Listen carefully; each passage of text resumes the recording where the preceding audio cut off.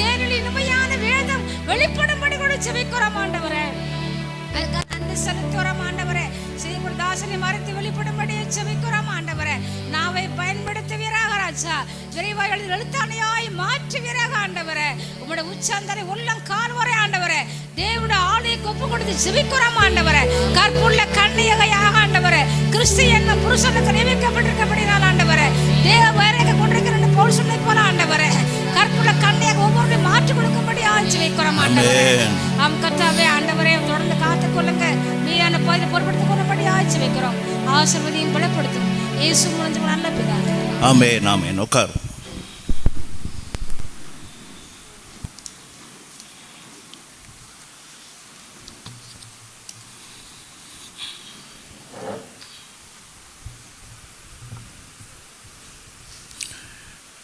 கர்த்தருடைய வார்த்தைக்கு நேராக நாம் வருவோம். இன்றைக்கு குடும்பங்கள் மேல் தேவன் வைத்திருக்கிற ஆசீர்வாதங்களை குறித்து நாம் தியானிக்க போகிறோம்.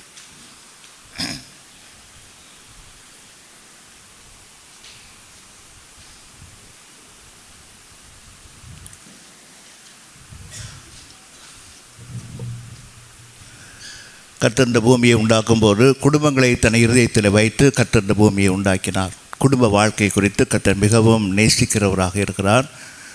ஆண்டவர் எல்லாவற்றையும் உண்டாக்கிவிட்டு மனிதனையும் மனுக்குலத்தை உண்டாக்கும் போது கர்த்தர் முதலாவது அவங்களை குடும்பமாக உண்டாக்கி கர்த்தர் அவங்களை ஆசீர்வதிக்கிறார்.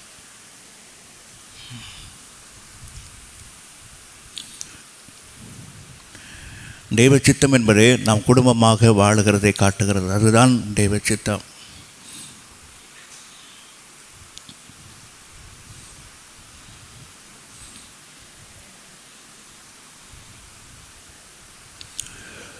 குடும்பங்களை உடைக்கிறதும் குடும்பங்களை பிரிக்கிறதும் சாத்தானுடைய வேலையாக இருக்கிறது. தேவன் குடும்பங்களை இணைக்கிறவராகவும் குடும்பங்களை கட்டுகிறவராகவும் அது தேவ சித்தமாகவும் அது காணப்படுகிறது.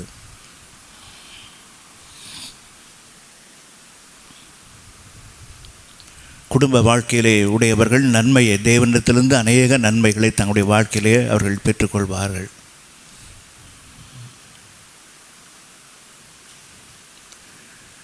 இன்றைக்கு கர்த்தருடைய வார்த்தையிலிருந்து குடும்பங்கள் மேலே தேவன் 7 விதமான ஆசீர்வாதங்களை தேவன் வைத்திருக்கிறார். ஒரு மனிதன் குடும்பமாக வாழும்போது அவன் மேலேயும் அவன் பிள்ளைகள் மேலேயும் தேவன் 7 விதமான ஆசீர்வாதங்களை நன்மைகளை தேவன் வைத்திருக்கிறார்.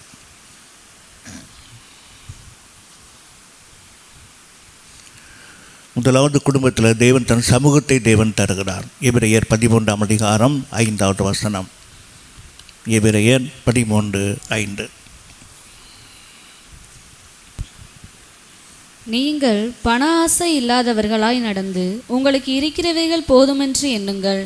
நான் உன்னை விட்டு விலகுவதும் இல்லை, உன்னை கைவிடுவதும் இல்லை என்று அவர் சொல்லி இருக்கிறாரே. ஆமென். தேவனுடைய தம்முடைய பிள்ளைகளுக்கு கொடுக்கிற முதலாவது வார்த்தை, நான் உன்னை விட்டு விலகுவதும் இல்லை, உன்னை நான் கைவிடுகிறதும் இல்லை. இது தேவ சமூகத்தை காட்டுகிறது.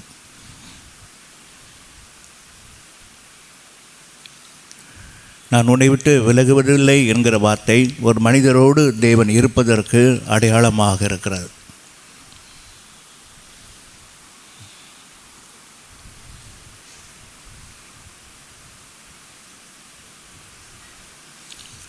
ஒரு மனிதன் குடும்பமாக தன் பெற்றோர்களோடோ இல்லாவிட்டால் தன்னுடைய குடும்ப வாழ்க்கையோடோ அவன் இணைந்து அவன் வாழும்போது நான் உன்னை விட்டு விலகுவதில்லை என்கிற வார்த்தையை கர்த்தர் அவங்களோடு கூட உடன்படிக்கை பண்ணுகிறார்.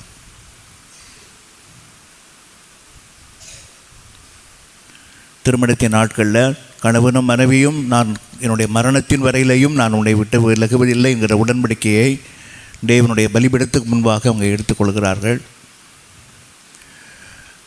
ஒருவருக்கொருவர் நான் உன்னை கைவிடுவதில்லை, நான் மரண பரியந்தமும் நான் உன்னை காத்துக்கொள்வேன், உனக்கு துணையாயிருப்பேன் என்று தேவ சபைக்கு முன்பாக பரிசுத்தவான்களுக்கு முன்பாக பலிபீடத்துக்கு முன்பாக அவங்க உடன்படிக்கை பண்ணின நிமித்தமாக கர்த்தர் அவங்களோடு கூட உடன்படிக்கப்படுகிறார்.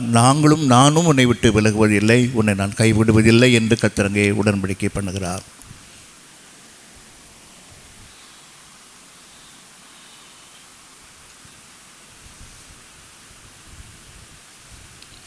ஒரு மனிதன் குடும்ப வாழ்க்கையில் அவன் இருக்கும்போது அந்த குடும்பத்துக்கு தேவன் கொடுக்கிற முதலாவது காரியம், தேவன் தன் சமூகத்தை தேவன் தருகிறார்.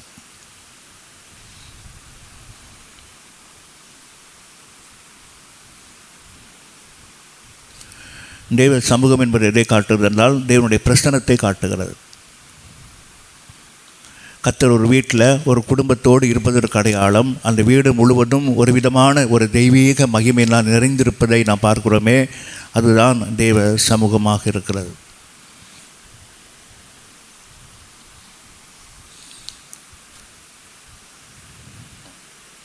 உங்கள் வீட்டில் ஒரு காரியங்கள் நடக்கும்போது அங்கே தெய்வ மகிமை நிறைந்த அந்த காரியம் நடப்பதை உங்களுடைய கண்களினாலும் உங்களுடைய இருதயத்தினாலும் நீங்கள் அதை உங்கள் வீடுகளிலே பார்க்க முடியும். அதனுடைய அடையாளம் என்னவென்றால் தேவ சமூகம் அங்கே இருக்கிறது. உங்களோடு தேவன் இருக்கிறார் என்பதற்கு அது ஒரு அடையாளமாக இருக்கிறது.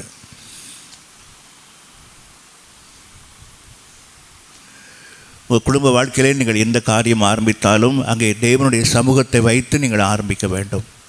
உங்களுடைய பிரசன்னம் அங்கே இருக்க வேண்டும் என்று நீங்கள் கேட்க வேண்டும். ஒரு காரியமாக நீங்கள் வீட்டை விட்டு போகும்போது அதிலே தேவ சமூகம் இருக்கிறதா, தேவ பிரசன்னம் இருக்கிறதா என்பதை உணர்ந்து நீங்கள் அங்கே போக வேண்டும். தேவ மகிமை இல்லாத பிரசன்னம் இல்லாத எந்த இடத்துக்கும் ஆண்டவருடைய பிள்ளைகள் அங்கே போக மாட்டார்கள். தேவ சமூகம் இருக்கிற இடத்தை உணர்ந்து அவர்கள் செல்வார்கள்.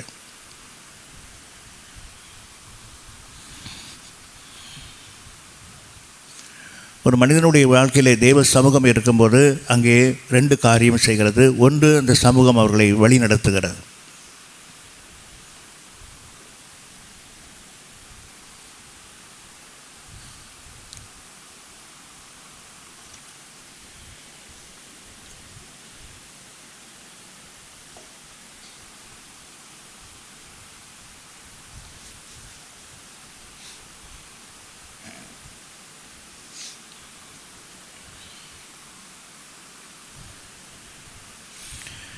தேவனுடைய வழிநடத்தல் என்பது அது ஆச்சரியமாக உங்களை அதிசயமாக தேவன் அங்கே வழிநடத்துவார். கர்த்தருடைய வழிநடத்தல் ஆச்சரியமாகவும் அதிசயமாகவும் இருக்கும்.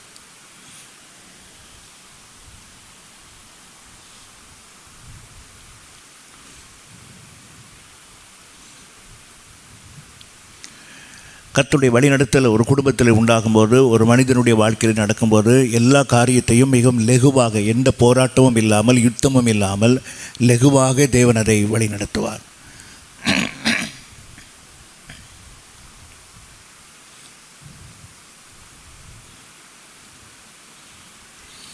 தேவ சமூகம் இல்லாமல், தேவ பிரசன்னம் இல்லாமல் ஒரு மனிதன் தன் குடும்பத்தை நடத்தும்போது ஒவ்வொரு காரியத்துக்கும் அவன் போராடுகிறவனாக இருக்க வேண்டும். ஒரு சின்ன காரியம் நடக்கிறதுக்கு அவ்வளவு போராடி அந்த காரியத்தை அவங்க செய்ய வேண்டும். ஆனால் கர்த்தர் குடும்பத்தின் நடுவில் இருந்து ஒரு காரியத்தை நடத்தும்போது எல்லாமே, ஒரு மனிதன் ஒன்றுமே செய்ய வேண்டியதில்லை, அவனுக்காக செய்ய வேண்டிய எல்லா காரியத்தையும் கர்த்தர் மற்ற ஆட்களை கொண்டும் உதவியாளர்களை கொண்டும் கர்த்தர் காரியத்தை வாக்கிய பண்ணியும் அப்படியே லகுவாக தேவன் அதை நடத்துவார். அதான் கர்த்தருடைய நுகம் என்று மிகவும் லகுவாக இருக்குது என்று நாம் பார்க்கிறோம்.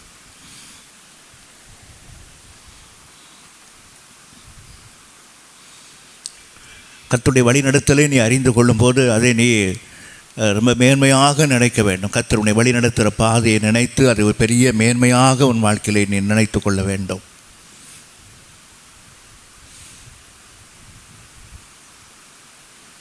ஒரு சின்ன காரியத்துக்காக உலக மனிதர்கள் அதிகமாக போராடிட்டு இருக்கும்போது கர்த்தர் உன் காரியமாகவும் உன் குடும்பத்தின் காரியமாகவும் பிள்ளைகள் காரியமாகவும் கர்த்தர் ஒவ்வொன்றையும் மிகவும் லகுவாக நடத்தி தருவார். நீ வேலை செய்கிற இடத்துலையும் உனக்கு வர வேண்டிய எல்லா காரியத்தையும், உன்னுடைய பதவி உயர்வையும் எல்லாவற்றையும் மிகவும் லகுவாக தேவன் அந்த காரியங்களை கர்த்தர் வாக்கியப்படுவார். அதான் தேவ சமூகம் ஒரு பிள்ளையோடு இருப்பதற்கு அடையாளமாக இருக்கிறது. ஆராதனையில் வந்து எப்படி தேவ சமூகத்தை உணர்கிறீர்களோ அதே போல் நீங்கள் வீட்டுக்கு செல்லும் போதும் இதே தேவ மகிமை உணர்ந்தவர்களாக இருக்க வேண்டும்.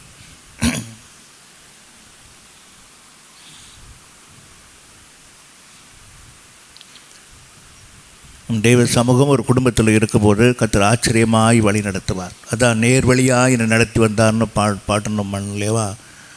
நேர்வழியாய் கர்த்தர் நடத்துவார்.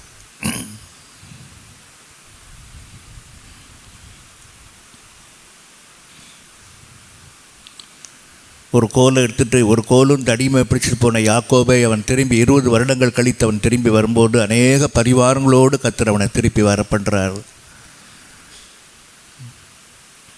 தன் தகப்பனை விட்டு அவன் வீட்டை விட்டு வெளியேறி போகும்போது கோலும் கையுமா போகிறான். கையில் ஒரு கம்பை மட்டும், ஆடு மேய்க்கிற கம்பை மட்டும் வச்சுட்டு அவன் வீட்டை விட்டு வெளியேறி போகிறான். ஒரு மனிதனாய் போகிறான். ஆனால் திரும்பி வரும்போது அநேக பரிவாரங்களோடு வர்றார்.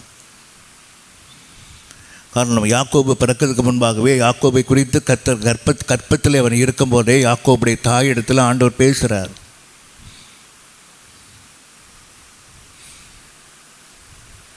யாக்கோபுடைய வயிற்று, அந்த பிள்ளை தாயினுடைய வயிற்றில் 2 குழந்தைகள், யாக்கோபும் ஏசாவும் இரட்டை குழந்தைகளாக வயிற்றில் இருக்கிறார்கள். உள்ளே இருக்கும்போதே அவங்க யுத்தம் பண்ணிகிட்டு இருக்கிறாங்க. இப்போ என்ன ஆண்டவரே அப்படின்னு சொல்லி அந்த பிள்ளைகளை குறித்து என்ன என்பதை தாய் விசாரித்த போது, நான் இளையவனை நேசித்தேன் என்று ஆண்டவர் சொல்கிறார். கர்த்தர் அந்த பிள்ளைகள் வயிற்றில் இருக்கும்போதே கர்த்தர் அந்த பிள்ளைகளை குறித்து வாக்கு பண்ணதுனால, 2 குழந்தைகள் ஒரே மாதிரி இருந்ததுனால எது முதல் குழந்தை அப்படிங்கிறதுக்காக அந்த குழந்தைக்கு அடையாளம் விடுகிறார்கள்.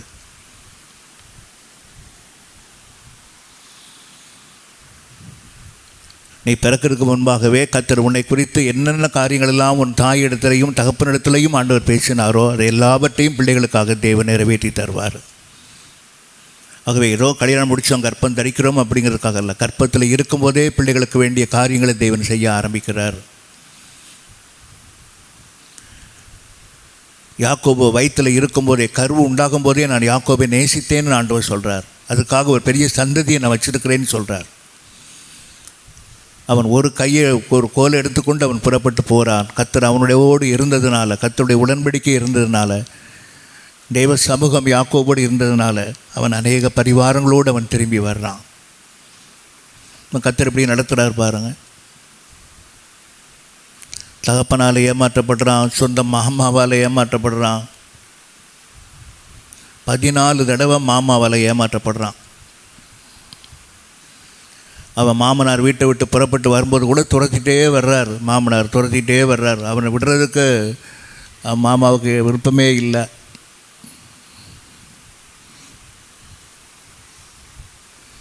இப்போ யாக்கோபோடு தெய்வ சமூகம் இருந்ததுனால அவன் எந்த வீட்டுக்கு, மாமா வீட்டுக்கு போனாலும் சரி, மாமியார் வீட்டுக்கு போனாலும் சரி, எங்கே இருந்தாலும் கர்த்தர் அவன் செய்கிற காரியங்கள் எல்லாவற்றையும் கர்த்தர் வாக்கியம் பண்ணுறத அவங்க எல்லாரும் காணும்படி ஆண்டவர் செய்கிறார். அதுதான் தெய்வ சமூகம், தேவனுடைய வழி நடத்தல்.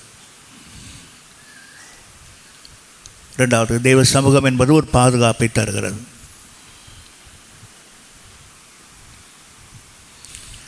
பாதுகாப்பு என்பது பகலிலே மேகஸ்தம்பமும் இரவில் அக்கினி ஸ்தம்பமும் தம்முடைய பிள்ளைகளை அற்புதமாக பாதுகாக்கிறது. பாதுகாப்பு ரொம்ப முக்கியமானது.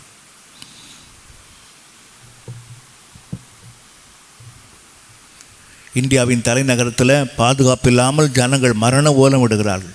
அந்த நிகழ்ச்சிகளெல்லாம் அவங்க பார்க்கும்போது இருதயமெல்லாம் கலங்கி விடுகிறது. ஒரே மரண ஓலங்கள். மரித்த சடலத்தை வைத்துக்கொண்டு உயிரோடு இருக்குதுன்னு நினைத்து கொண்டு அது பக்கத்திலே உட்கார்ந்துருக்கிறார்கள். ஹாஸ்பிட்டலில் இடமில்லை, பிணங்கள் எரிக்கிற இடத்துல இடமில்லை, ஆக்சிஜன் இல்லை.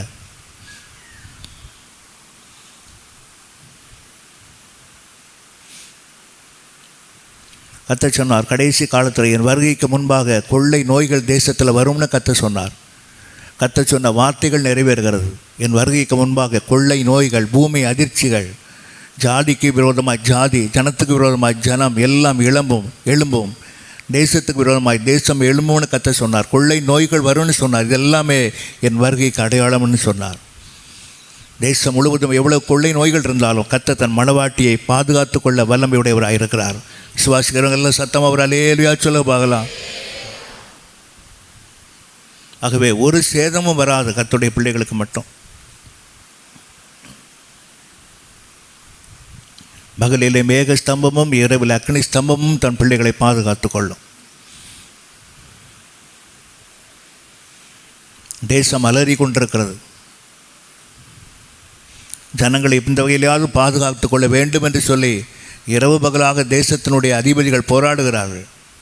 கடைசியில் அவங்களுக்கே ஒன்றுமே முடியல. ஏனென்றால் அவர்களும் மனிதர்கள் தான். அவர்களையும் தாக்கி விடுகிறதுக்கு அநேக வழிகள் இருக்கிறது.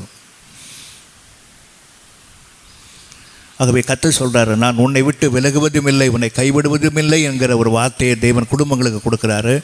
குடும்பமாக நீங்கள் சேர்ந்து இணைந்து வாழும்போது அந்த குடும்பத்தை தேவன் வழி நடத்துவார். தேவன் அவர்களையும் அந்த பிள்ளைகளையும் பாதுகாத்து கொள்வார்.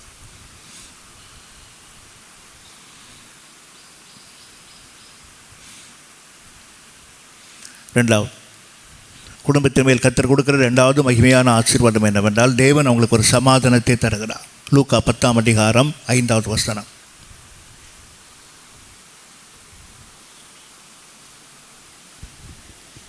ஒரு வீட்டில் பிரவேசிக்கிற போது இந்த வீட்டுக்கு சமாதானம் உண்டாவதாக என்று முதலாவது சொல்லுங்கள். ரெண்டாவதாக ஒரு வீட்டுக்கு தேவன் சமாதானத்தை தருகிறார். ஒரு வீட்டுக்குள்ளே போகும்போது அந்த வீட்டுக்கு சமாதானம் உண்டாவதாக என்று நீங்கள் சொல்லுங்கள்.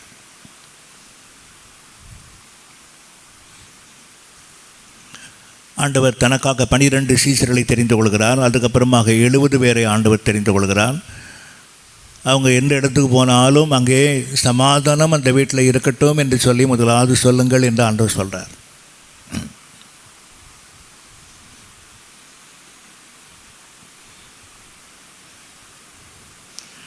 தேவ சமூகம் கர்த்தர் ஒரு குடும்பத்தை ஆசீர்வதிக்கும் போது அந்த குடும்பத்தில் ஒரு சமாதானத்தை தேவன் கட்டளை, ஒரு இளைப்பாறுதலோடு அந்த வீட்டில் அவங்க இருப்பாங்க. அந்த வீடே ரொம்ப அழகாக இருக்கும்.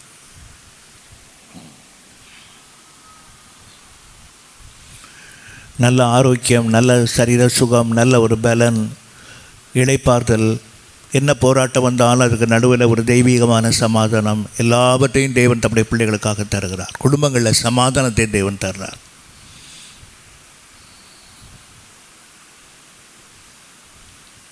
கர்த்தருடைய பிள்ளைகள் உங்களுடைய வீட்டிலே நீங்கள் வாழும்போது சமாதானத்தின் ஒருமைப்பாட்டை நீங்கள் அற்புதமாக பாதுகாத்து கொள்ள வேண்டும். சமாதான குலைச்சலான எந்த வார்த்தைகளையோ எந்த ஒரு நடவடிக்கைகளையுமையோ உங்கள் வீட்டில் உங்கள் மூலமாக வராதபடி உங்கள் வீடு ஒரு சமாதானத்தின் வீடாக. அதனால தான் ஒரு வீட்டுக்கு போகும்போது அந்த வீட்டை நீங்கள் சமாதானத்தினால் வாழ்த்துங்கள்.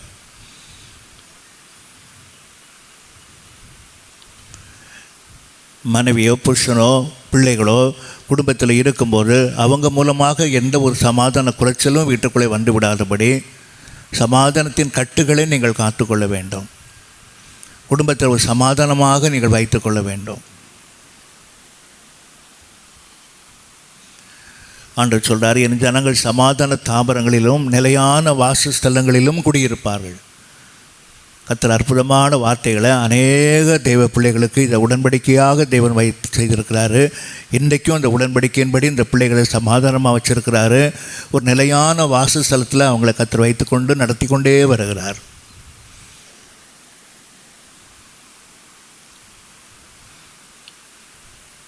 ஒரு மனிதன் கர்த்தருக்குள்ளாக இருக்கும்போது அவன் அலைந்து திரிகிறவனாய் கர்த்தர் விடமாட்டார். சமாதான தாபரங்களிலேயும் நிலையான வாசஸ்தலங்களிலேயும் தேவன் அவங்களை நிலைப்படுத்துகிறார்.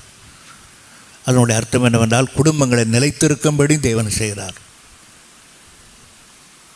அப்போ உங்களுடைய குடும்ப வாழ்க்கையை தேவன் விரும்புறதுனால குடும்பத்தில் உங்கள் நிமித்தமாக ஒருவருக்கும் சமாதான குறைவு வந்து விடாதபடி சமாதானத்தின் கட்டுகளை நீங்கள் காத்துக்கொள்ள வேண்டும்.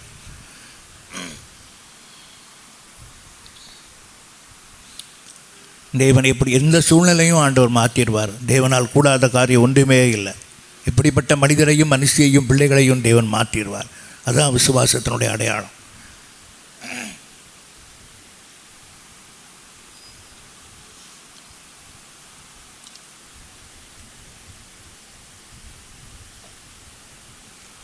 உங்கள் பிள்ளைங்க ரட்சிக்கப்படாமல் இருக்கலாம், இன்றைக்கி சபைக்கு வராமல் இருக்கலாம்.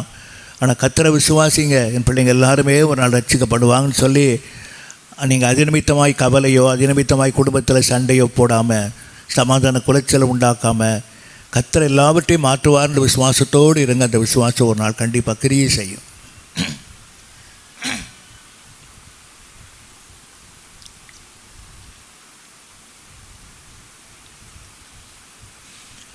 சமாதானத்தை தருகிறது மாத்திரமல்ல, குடும்பத்தில் நிலைவான ஒரு வாசஸ்தலத்தை தர்றார். நிலையாக ஒரே இடத்துல ஒரே குடும்பத்தில் அப்படியே நீங்கள் நிலைத்திருக்கும்படியாக சிதறி போகாமல் அங்கே கொஞ்ச நாள் இங்கே கொஞ்ச நாள் அப்படியே ஒரு தேசாந்தரிகளாக தெரியாமல் கர்த்தர் அவங்கள நிலையான வாசஸ்தலத்தில் தேவன் அவங்கள வைக்கிறார். வீடை காலி பண்ணுவதும் ஊரை காலி பண்ணுவதும் ஊரை விட்டுட்டு இன்னொரு ஊருக்கு போவதும் அது எல்லாமே ஒரு சமாதான குலைச்சலான ஒரு காரியங்கள். ஒரு வீட்டை கூட நம்மளால் மாற்ற முடியல. அவ்வளோ ஜாமானை எடுத்து கொண்டு வந்து சேர்க்கறதுக்கு முன்னாடி தலையே வெடிக்கிற மாதிரி ஆயிடுது பாரு. ஒரு சமாதானமே இல்லாமல் ஆயிடுது. அதனால தான் கர்த்தர் சொல்கிறாரு, என் ஜனங்கள் சமாதான தாபரங்களிலும் நிலையான வாசஸ்தலங்களிலேயும் குடியிருப்பார்கள். அவங்கள நான் நிலைப்படுத்துவேன். அவங்களுடைய உள்ளத்தில் நிலைவரமான ஒரு ஆவியை நான் தருவேன். அவங்க நிலைத்திருப்பார்கள். என் ஜனங்களை நான் ஒருபோதும் அலைந்து திரிய நான் விட மாட்டேன்.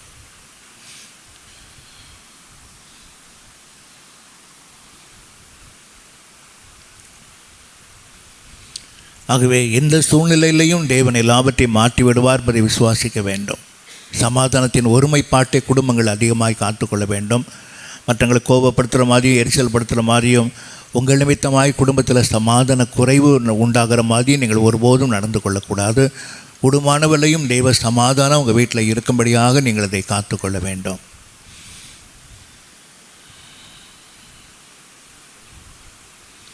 இந்த உலகத்திலே மகாபெரிய ஸ்லாக்கியம் தேவன் நமக்கு கொடுத்த மகாபெரிய சமாதானம் தான். எவ்வளோ வந்தாலும் சமாதானமாய் நம்ம வீட்டில் இருக்கிறோம்.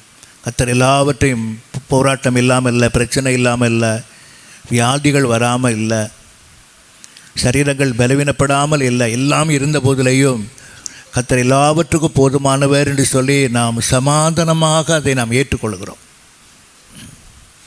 இப்படிப்பட்ட ஒரு மேன்மையான வாழ்வு இந்த உலகத்தில் ஒரு மனுஷனுக்கும் கிடையவே கிடையாது. கர்த்தருடைய ரட்சிப்பிலையும் அவருடைய அழைப்பிலையும் நம்ம சபைக்கு வருகிறதுலையும் நம்முடைய குடும்பத்தில் அவ்வளோ பெரிய சமாதானம்.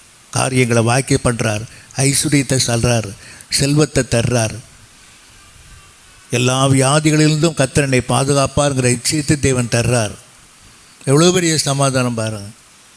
பெரிய பெரிய வீடுகளை கட்டி என்ன பிரயோஜனம்? சமாதானம் இல்லைன்னாக்கா என்ன அர்த்தம்? வீட்டில் பெரிய பெரிய வீடுகளை கட்டி சண்டை போட்டுட்டு அதில் இருப்பதை காட்டிலையும் சமாதானமாய் ஒரு ஓலை குடிசையில் இருப்பது நல்லதுன்னு அங்கே நீதிமொழிகளில் வாசிக்கிறோம்.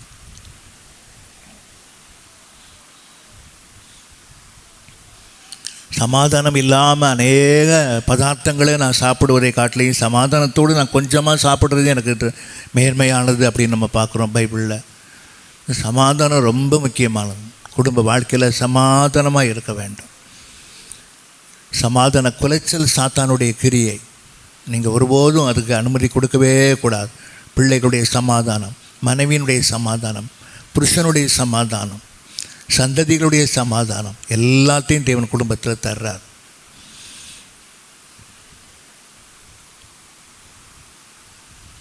கர்த்தருடைய நடத்துகிற பாதையிலே சமாதானத்தை தருவார். மூன்றாவதாக கர்த்தர் இந்த குடும்பத்தின் மேல் வைத்திருக்கிற மூன்றாவது முக்கியமான ஆசீர்வாதம், கர்த்தர் ஒரு செழிப்பை தேவன் தர்றார். சங்கீதம் 112:3. சங்கீதம் 112:3. ஆஸ்தியும் ஐஸ்வர்யமும் அவன் வீட்டில் இருக்கும், அவனுடைய நீதி என்றைக்கும் நிற்கும்.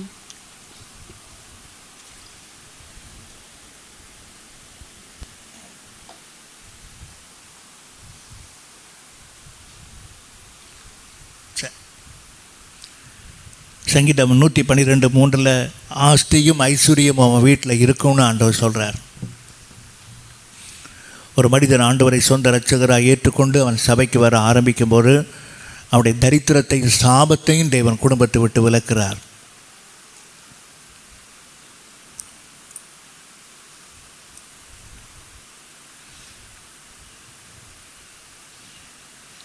இந்த தரித்திரம் என்பது உலக பிரகாரமான தரித்திரம் அல்ல, ஆவிக்குரிய தரித்திரத்தை காட்டுகிறது.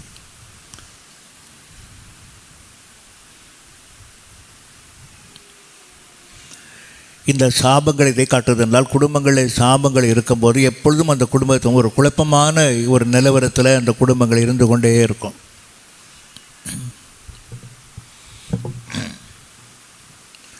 எப்பொழுதும் ஒரு விதமான துக்ககரமான காரியத்தை அவங்க கேள்விப்பட்டு கொண்டே இருப்பார்கள். ஒரு குடும்பம் நல்ல சூழ்நிலையில் இல்லை என்பதை அவங்க உணர்ந்துக்கிட்டே இருப்பாங்க. அதெல்லாம் அந்த குடும்பத்தின் சாபத்துக்கு அடையாளம். ஒரு நல்ல செய்தியோ ஒரு நல்ல ஒரு காரியமோ அங்கே நடக்காமல் தொடர்ந்து குடும்பங்களில் குழப்பங்களும் ஒரு மன வருத்தங்களும் ஒரு மாதிரியான ஒரு போராட்டங்களும் அந்த வீட்டை சுற்றி நடந்து கொண்டே இருக்கும். ஒரு மனநிலைமையை பாதிக்கிற அளவுக்கு, மனதினுடைய உள்ளத்தின் ஆழத்தை பாதிக்கிற அளவுக்கு அந்த குடும்பத்தில் அந்த குழப்பங்கள் நடந்து கொண்டே இருப்பதற்கு அது சாபங்கள் ஒரு அடையாளமாக இருக்கிறது.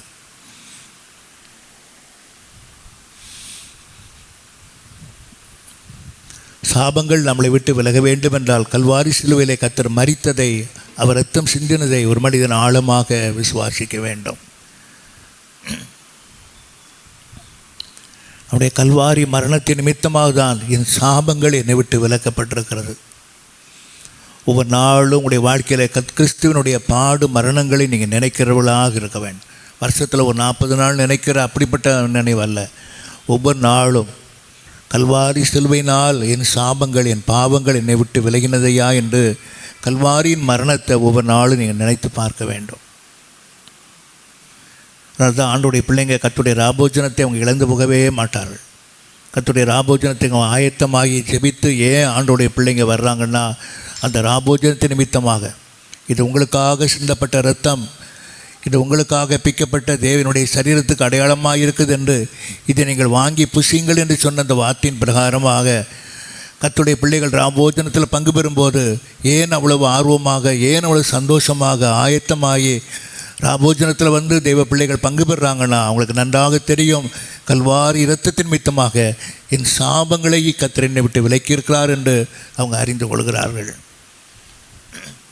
அதனால தான் ஆண்டுடைய பிள்ளைங்க ராபோஜனத்தை கனப்படுத்துகிறார்கள்.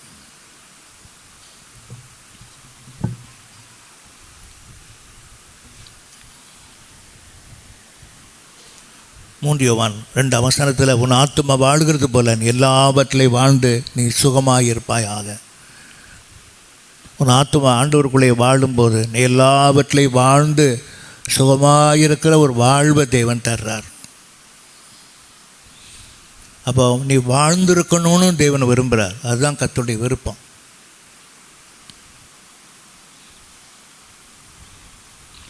கர்த்தர் உனக்கு கொடுத்த சபையோடு, கர்த்தர் உனக்கு கொடுத்த குடும்பத்தோடு, கர்த்தர் உனக்கு கொடுத்த பிள்ளையோட நீ வாழ்ந்திருக்கும்படி தேவன் அந்த குடும்பத்தை விரும்புகிறார். உன் ஆத்துமா வாழுகிறது போல நீ எல்லாவற்றிலையும் வாழ்ந்து நீ வாழ வேண்டும். வாழ்ந்து நீ சுகமாக இருக்க வேண்டும்.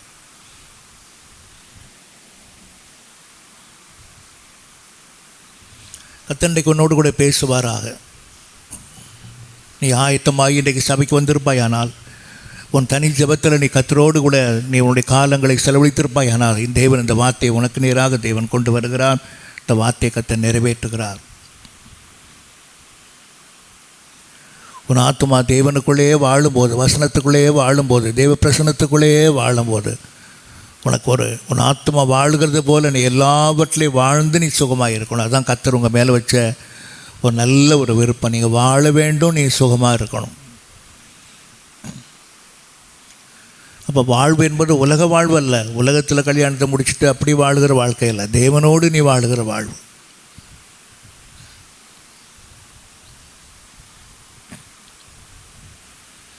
திருமணம் பண்ணாலும் சரி, பண்ணாமல் இருந்தாலும் சரி, அது தேவன் உங்களை நடத்துகிற காரியங்கள்.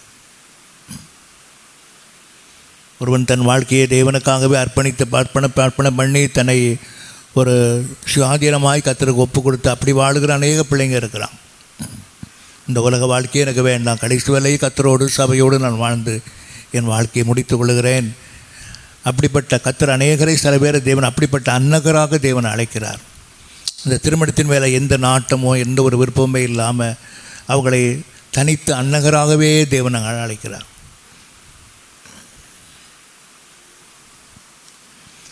அவங்க திருமணத்தின் மேலே எந்த ஒரு விருப்பம் இல்லை. எல்லா வசதியும் இருக்கும், நல்லா இருப்பாங்க, அழகாக இருப்பாங்க, அநேகர் வந்திருப்பாங்க. ஆனால் அது மேலே எந்த ஒரு விருப்பமே இல்லாமல் கர்த்தருக்காக அன்னகராக அழைக்கப்பட்டு அப்படியே வாழுகிற அநேக ஆண்டுடைய பிள்ளைங்க உலகத்தில் இருக்கிறாங்க. அப்போ திருமணம் பண்ணி கொண்டாலும் சரி, பண்ணாமல் இருந்து கொண்டாலும் சரி, அவங்க வாழ்க்கை என்பது கர்த்தரோடு வாழ்கிறவங்களாக இருக்க வேண்டும். இப்போ வாழ்க்கைன்னு நினைக்கும்போது கல்யாண வாழ்க்கை தான் வாழ்க்கைன்னு நினைக்கக்கூடாது. கர்த்தரோடு வாழுகிறதும் ஒரு பெரிய மேன்மையான வாழ்க்கையாக இருக்கிறது.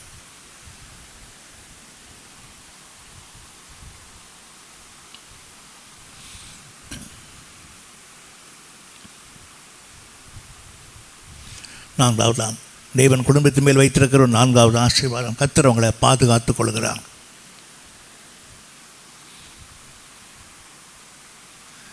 சங்கீதம் 12:7. சங்கீதம் 12:7. கர்த்தாவே, நீர் அவர்களை காப்பாற்றி அவர்களை என்றைக்கும் இந்த சந்ததிக்கு விலக்கி காத்து கொள்வீர்.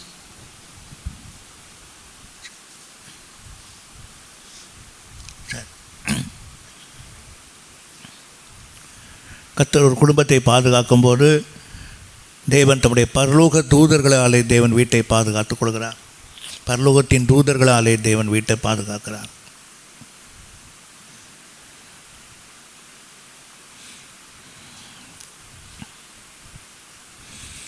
ஒவ்வொருத்தருக்கும் தேவன் ஒரு தூதர்களை வைத்திருக்கிறாரு. நீங்கள் ரட்சிக்கப்பட்டு உங்களுடைய பெயர் ஜீவ புஸ்தகத்தில் எழுதப்படுகிற நாளிலிருந்து உங்களுக்காக ஒரு தூதரை தேவன் ஆயத்தம் பண்ணி வச்சிருக்கிறார். அந்த தூதர்கள் உங்களுக்கு பணிவிடையின் ஆவிகள். கர்த்தருடைய பிள்ளைகளுக்கு வேலை செய்யும்படியாக பணிவிடையின் ஆவியை தேவன் வச்சிருக்கிறாரு. ஆகவே தூதர்கள் தெய்வ பிள்ளைகளுக்கு பணிவிடை செய்கிறதுனால தூதர்களை ஒருபோதும் வணங்கக்கூடாது. பழைய ஏற்பாட்டு காலத்தில் தூதர்கள் மூலமாக ஆண்டவர் செய்தியை சொல்லி அனுப்பும்போது அதை நீர் தேவன் நீர் ஆண்டவர் என்று வணங்கும் போது தூதர்கள் சொல்கிறார்கள், எங்களை வணங்கக்கூடாது, நாங்கள் தேவர்கள், நாங்கள் தேவன் அல்ல, நாங்கள் தூதர்கள், எங்களை வணங்கக்கூடாது என்று சொல்கிறார்கள்.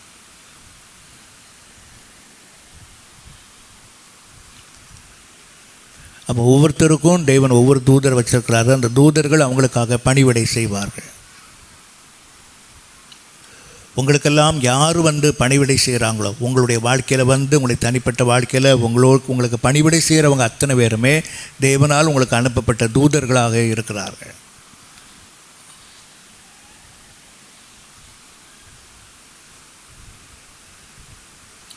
சிஸ்டர் பலவீனம் ஆயிட்டாங்க அப்படிங்கும்போது ஒவ்வொருத்தரும் வந்து ஒவ்வொரு நாளும் வந்து எங்களை கவனித்து கொண்டாங்க.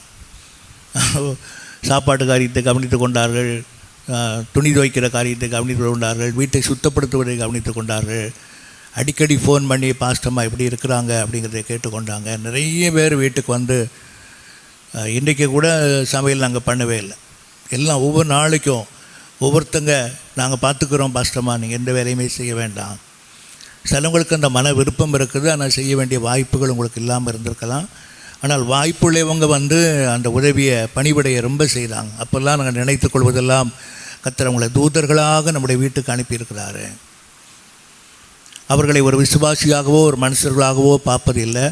யார் வந்து கர்த்தருடைய ஊழியக்காரர்களுக்கு பணிவிடை செய்கிறாங்களோ அவங்க எல்லாரையுமே ஊழியக்காரர்கள், ஒரு தேவ தூதர்களாக அவங்கள பார்க்குறார்கள்.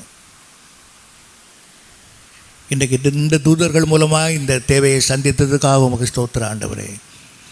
அவன் தேவன் பாதுகாக்கிறார். எப்படி ஊழியக்காரங்களுக்கு உதவியாக இருக்கிற அநேக விசுவாசிகளை கர்த்தர் தூதர்களை வைத்திருக்கிறாரோ, அதே போல் உங்கள் வாழ்க்கையிலையும் உங்களுக்கு உதவியாக இருக்கும்படி யார் வந்தாலும் சரி, ஒரு உலக மனுஷன் வந்தாலும் சரி, அவன் வந்து தேவ தூதர்களாக அவன் அனுப்பப்படுகிறார். உங்களுக்கு வருகிற எல்லா நன்மைகளும், அவன் புறஜாதி மனுஷனாக இருக்கலாம், ரட்சிக்கப்படாதவனாக இருக்கலாம், ஆனால் உங்களுடைய இக்கட்டு காலத்தில் வந்து உங்களுக்கு உதவியாகி வந்து நிற்கிற அத்தனை பேருமே தேவனுடைய தூதர்களாக கர்த்தர் அனுப்பி தர்றார்.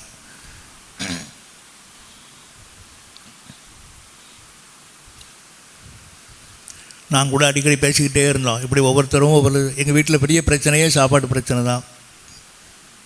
ஆகவே ஒவ்வொரு விசுவாசிகள் வந்து அதை பார்த்தபோது நல்ல ரெஸ்ட்டு பாருங்கள். சாப்பிட வேண்டியது, பைபிள் வாசிக்க வேண்டியது, ஜெபம் பண்ண வேண்டியது, அப்படியே இந்த வாரம் முழுவதும் 2-3 வாரமாக அப்படியே ஓடிச்சு பாரு. அப்போ நாங்கள் நினைப்பது தேவன் தம்முடைய தூதர்களை கொண்டு வர்றாரு.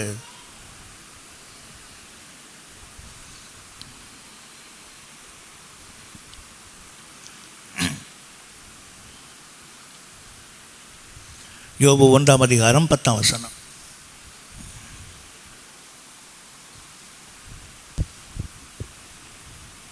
நீர் அவனையும் அவன் வீட்டையும் அவனுக்கு உண்டான எல்லாவற்றையும் சுற்றி வேலி அடைக்கவில்லையோ? ஆண்டவர் பாதுகாத்து கொள்கிறாரு. யோபுடைய வாழ்க்கையில் கர்த்தர் அவனை சுற்றிலையும் வேலி அடைத்து கொள்கிறார். அப்போ தேவனுடைய பாதுகாப்பு குடும்பங்களில் எப்படி இருக்குது என்றால் கர்த்தர் அவங்களை வேலி அடைக்கிறாரு, வேலி அடைத்து பாதுகாத்து கொள்கிறார்.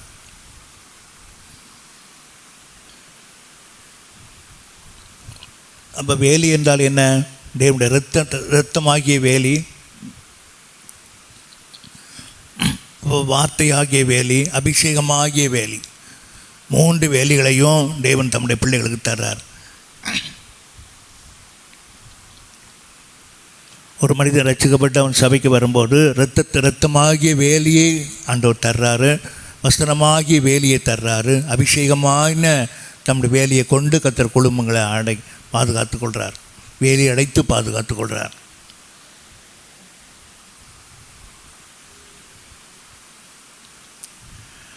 கர்த்தர் அவனையும் அவன் வீட்டையும் அவனுக்குண்டான யாவற்றையும், முதல்ல கர்த்தர் அவனை சுற்றி வேலி அடைச்சார், அதுக்கு பிறகு அவன் மனைவி பிள்ளைகளை சுற்றி வேலி அடைச்சார், அதுக்கு பிறகு அவனுக்கு உண்டான எல்லாவற்றையும் சுற்றிலையும் ஆண்டவர் வேலி அடைச்சார்.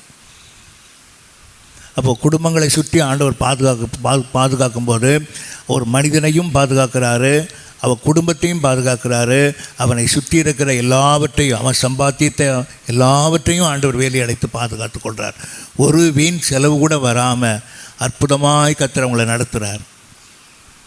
ஒரு வீண் செலவு கூட வராது. அவங்க சம்பாத்தியத்தை அவங்க சாப்பிட்டுட்டு போக அதை மீதி எடுக்கும்படியாக செய்வாரே தவிர வீண் செலவு என்பதே வராதபடி கர்த்தர் அவனையும் அவன் குடும்பத்தையும் அவனை சுற்றிலேயும் இருக்கிற எல்லாவற்றையும் கர்த்தர் வேலி அடைத்துக் கொள்கிறார். அந்த பணங்கள் அந்நியருடைய கைக்கு போகாது. எப்படினாலும் தேவன் அதை திருப்பி கொடுக்கும்படியாக தேவன் கொண்டு வந்து விடுவார். அப்போ அவனையும் அவன் வீட்டையும் அவனுக்கு உண்டான யாவற்றையும். மறுபடியும் இந்த வசனத்தை வாசிப்போம். யோபு 1:10. நீர் அவனையும் அவன் வீட்டையும் அவனுக்கு உண்டான எல்லாவற்றையும் 3 காரியத்தை ஆண்டவர் செய்கிறார். அவனையும் அவன் வீட்டையும் அவனுக்கு உண்டான எல்லாவற்றையும் ஆண்டவர் வேலி அடைத்து பாதுகாத்து கொள்கிறாரு.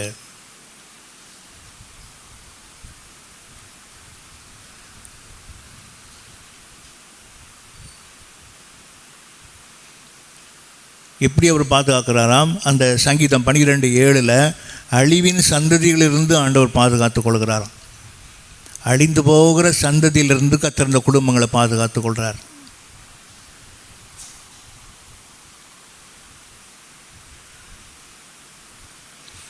அப்போ அழிந்து போகிற சந்ததியோடு தேவன் தன் குடும்பத்தை தன் பிள்ளைகளை ஒருபோது இணைக்கவே மாட்டார். எங்கே அழிவு இருக்குதோ, எங்கே அழிவின் சந்ததி இருக்குதோ அந்த சந்ததியோடு. மறுபடியும் இந்த வசனத்தை வாசிப்போம்.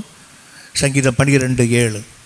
கர்த்தாவே, நீர் அவர்களை காப்பாற்றி அவர்களை என்றைக்கும் இந்த சந்ததிக்கு விலக்கி காத்துக்கொள்ளுவீர். அவர்களை இந்த சந்ததிக்கு விலக்கி காத்துக்கொள்வீர். அப்போ அழிவின் சந்ததிக்கு தேவன் விலக்கி காத்துக்கொள்கிறார். இந்த அழிவின் சந்ததியுடைய எந்த குடும்பங்களும் எந்த சந்ததிகளும் தேவ பிள்ளைகளுடைய வீட்டு பக்கம் வராதபடி கர்த்தர் பாதுகாத்துக்கொள்ளும். அழிவின் சந்ததிகள் உங்கள் வீட்டுக்குள்ளே வர முடியாது.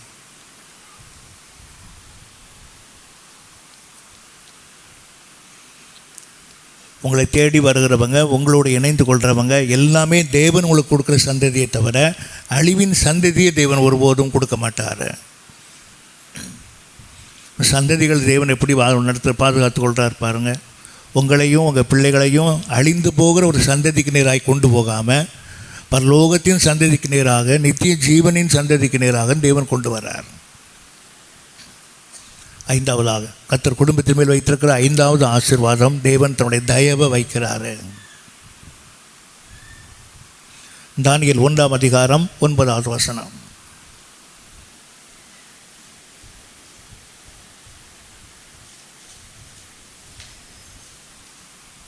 தானியேல் 1:9. தேவன் தானியேலுக்கு பிரதானிகளின் தலைவனிடத்தில் தயவும் இரக்கமும் கிடைக்கும்படி செய்தார். 5வதாக குடும்பத்துக்கு தேவன் கொடுக்கிற ஒரு ஆசீர்வாதம், தயவை தேவன் தருகிறார். தயவு என்று சொல்லும்போது 2 தயவை இருக்கிறது. ஒன்று தேவ தயவு, இன்னொன்று மனுஷனுடைய தயவு.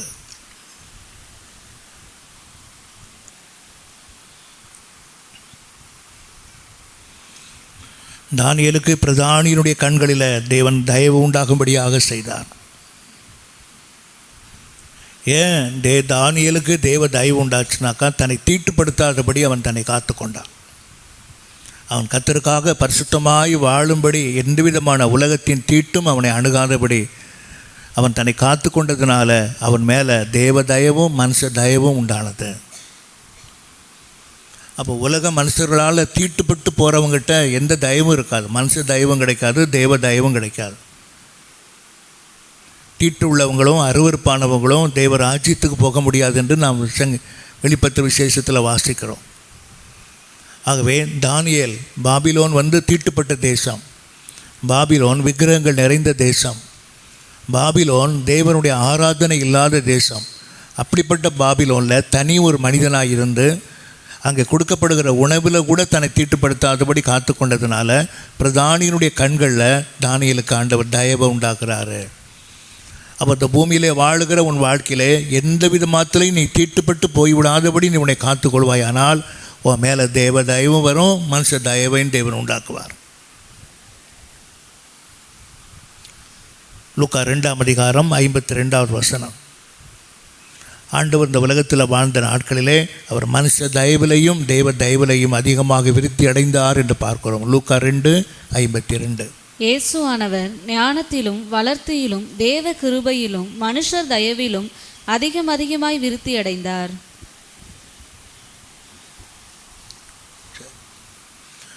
இயேசுமானவர் இந்த உலகத்தில் ஞானத்திலும் வளர்த்தியிலும் தேவ கிருபையிலையும் மனுஷ தயவிலையும் அதிகமாக அவர் விருத்தி அடைந்தார். அப்போ குடும்பத்தின் மேலே தேவ தயவு இருக்க வேண்டும். ஆண்டவர் இந்த உலகத்தில் வாழ்ந்த நாட்களிலே தன்னை தீட்டுப்படுத்தாதபடி ஒரு பரிசுத்தமுள்ள வாழ்க்கை தன் வாழ்நாள் முழுவதும் வாழ்ந்ததினால அவர் சகலவிதமான ஞானத்தையும் உடையவராக இருந்தார். அவர் நல்லா அங்கே வளர்ந்திருந்தார். தேவ கிருபையிலையும் மனுஷனுடைய தயவிலையும் அவர் அதிகமாக அவர் பெருகினார்.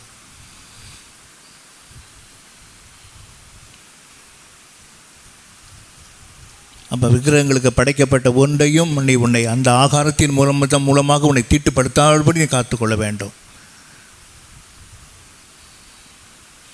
விக்கிரகங்களுக்கு படைக்கப்பட்ட எந்த உணவையும் தானியேல் சாப்பிடவே இல்லை. உணவினால் தன்னை தீட்டுப்படுத்தாதபடி காத்து கொண்டான்.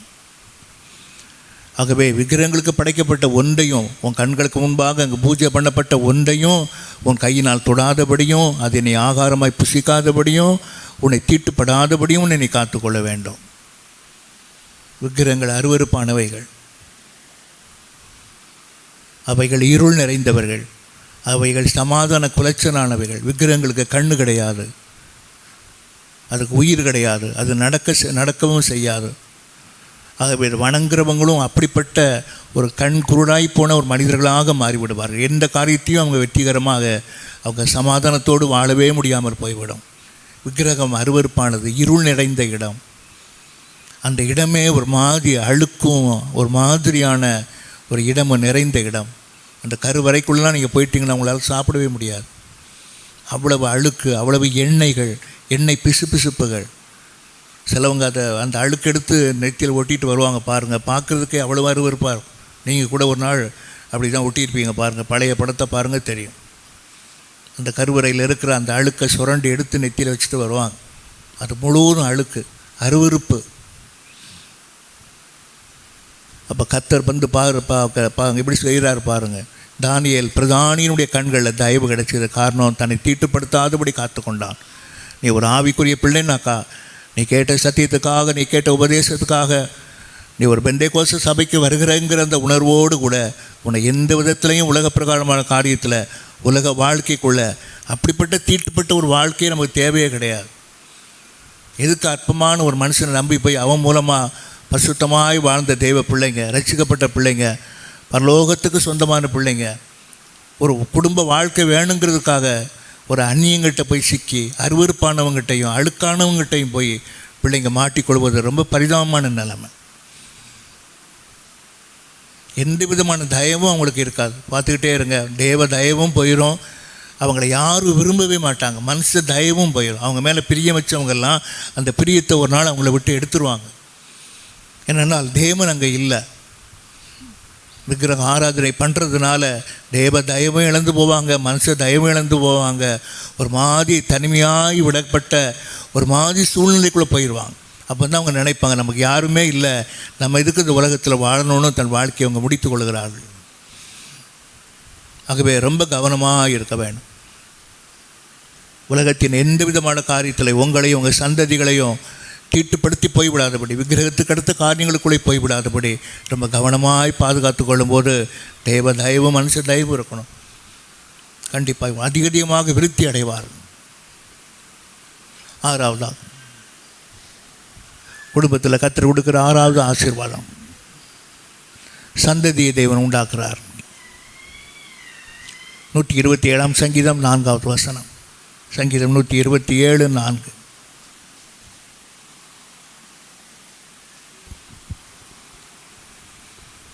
இதோ பிள்ளைகள் கர்த்தரால் வரும் சுதந்திரம், கர்ப்பத்தின் கனி அவரால் கிடைக்கும் பலன். 128ஆம் சங்கீதம் 3வது வசனம். கர்த்தருக்கு பயந்து அவர் வழிகளில் நடக்கிறவன் எவனோ அவன் பாக்கியவான். பிள்ளைகளை தேவன் சுதந்திரமாய் தருகிறார். பிள்ளைகள் கற்பத்தின் கனிகள் தேவனால் வருகிற சுதந்திரம். கர்த்தர் இந்த சுதந்திரத்தை நமக்கு எப்போ கொடுக்குறாரோ அப்போ பெற்றுக்கொள்ள வேண்டியதான். குழந்தை பிறந்ததுக்காகவும் சந்தோஷம் இல்லை, குழந்தை லேட்டாகிறதுக்காகவும் அதுக்காகவும் ஒரு பெரிய வருத்தமும் கவலையும் அதுக்கு ஒரு ஜெபமும் தேவையே இல்லை. சந்ததிகள் தேவனால் வருகிற காரியம். இல்லாத ஒன்றை நினச்சிக்கிட்டு அப்படியே கவலைப்பட்டுட்டு சாப்பிட்டுட்டு வாழ்க்கை பூரா சந்தோஷமாக இருக்க வேண்டிய நேரத்தையும் காலத்தையோ வீணடிச்சுட்டு இருக்கக்கூடாது. கற்பத்தின் கனிகள் கர்த்தரால் வருகிற சுதந்திரம். அவராக பார்த்து எப்போ கொடுக்குறாரோ அப்போ பெற்றுக்கொள்ள வேண்டியதுதான்.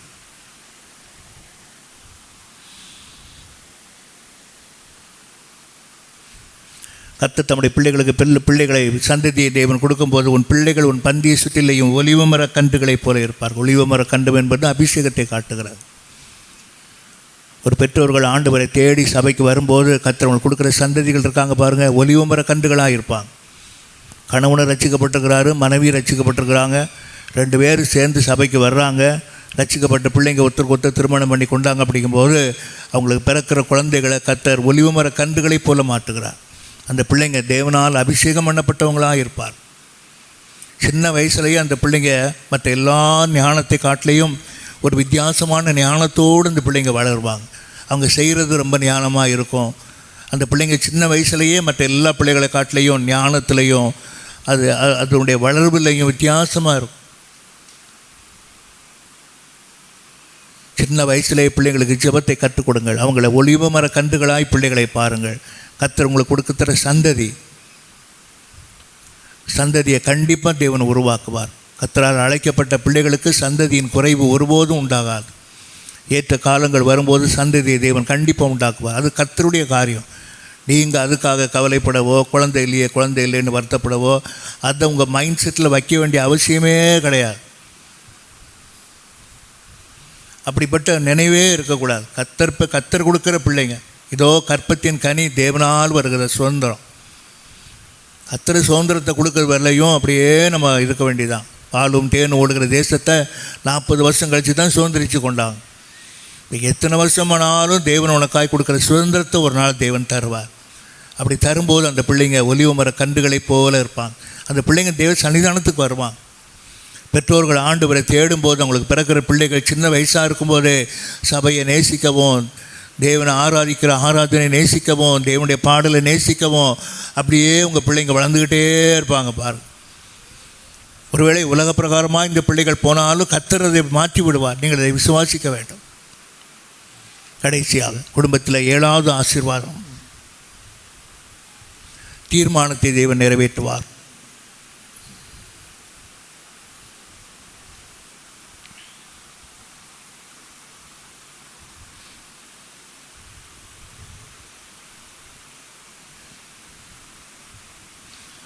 கர்த்தர் உங்கள் மேலையும் உங்கள் குடும்பத்தின் மேலையும் வைத்திருக்கிற தீர்மானங்களை தேவன் நிறைவேற்றுவார். லூக்கா 1ஆம் அதிகாரம் 38வது வசனம். லூக்கா 1:38.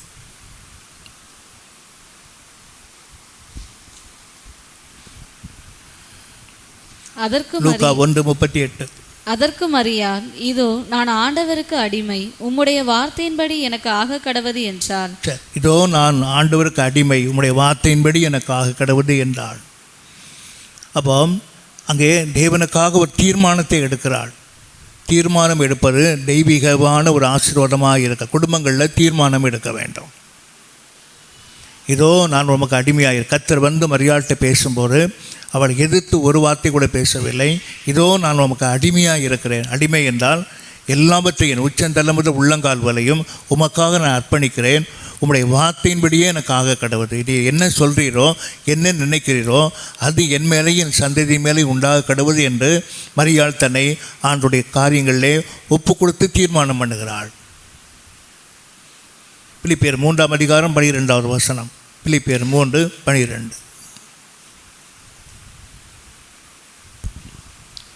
நான் அடைந்தாயிற்று அல்லது முற்றிலும் தேறினவன் ஆனேன் என்று எண்ணாமல் கிறிஸ்து இயேசுவினால் நான் எதற்காக பிடிக்கப்பட்டேனோ அதை நான் பிடித்து கொள்ளும்படி ஆசையாய் தொடர்கிறேன். எப்படிப்பட்ட தீர்மானம் பாருங்க. மரியாளுடைய தீர்மானம் என்ன? ஆண்டவரே, நான் உனக்கு அடிமையாக இருக்கிறேன், உம்முடைய வார்த்தையின்படி எனக்கு ஆக கடவுது. அந்த தீர்மானத்தை மரியாள் எடுத்தாள். பவுலுடைய தீர்மானம் என்ன? நான் எதற்காக பிடிக்கப்பட்டேனோ அதை நிறைவேற்றும்படி நான் ஆசையாய் தொடர்கிறேன். அப்போ உங்களுடைய வாழ்க்கையில் ஒரு தீர்மானத்துக்குள்ளே வரணும். ஒரு தீர்மானத்தை எடுக்க வேண்டும். அந்த தீர்மானம் உங்களுடையதாக இருக்க வேண்டும். தேவனுக்கும் உங்களுக்குரிய தீர்மானமாக இருக்க வேண்டும். நீங்கள் தனிப்பட்ட முறையில் எடுக்கப்பட்ட தீர்மானமாக இருக்க வேண்டும். மற்ற பேர் உங்களை ஃபோர்ஸ் பண்ணி அழுத்தி அப்படியே ஒன்றுக்குள்ளே தள்ளி விடுகிற அப்படிப்பட்ட தீர்மானம் அல்ல. உங்கள் தீர்மானம் கிறிஸ்துவுக்குள்ளாக. பவுல் சொல்கிறார், எதற்காக நான் பிடிக்கப்பட்டேனோ அதை நிறைவேற்றும்படி நான் ஆசையாய் தொடர்கிறேன். இன்றைக்கி சபைக்கு வந்திருக்கிற உங்களுடைய வாழ்க்கையில் தேவன் உங்களுக்கு எதற்காக ரட்சித்திருக்கிறாரோ, எதற்குபடி சபைக்கு கொண்டு வந்து தேவவசனத்தை கேட்க வைத்திருக்கிறாரோ, அப்போ எதற்காக தேவன் உங்களை பிடித்தாரோ அதை பிடித்து கொள்ளும்படியாக, அதை நிறைவேற்றும்படியாக ஆசையாய் நீங்கள் தொடர வேண்டும். கிறிஸ்தவ வாழ்க்கையை, ஆராதனையை, சபையை ஆசையாய் நீங்கள் தொடர வேண்டும். ஜெபம் பண்ணுவோம். கர்த்தர் 7 ஆசீர்வாதங்களை கற்றுக்கொள்ள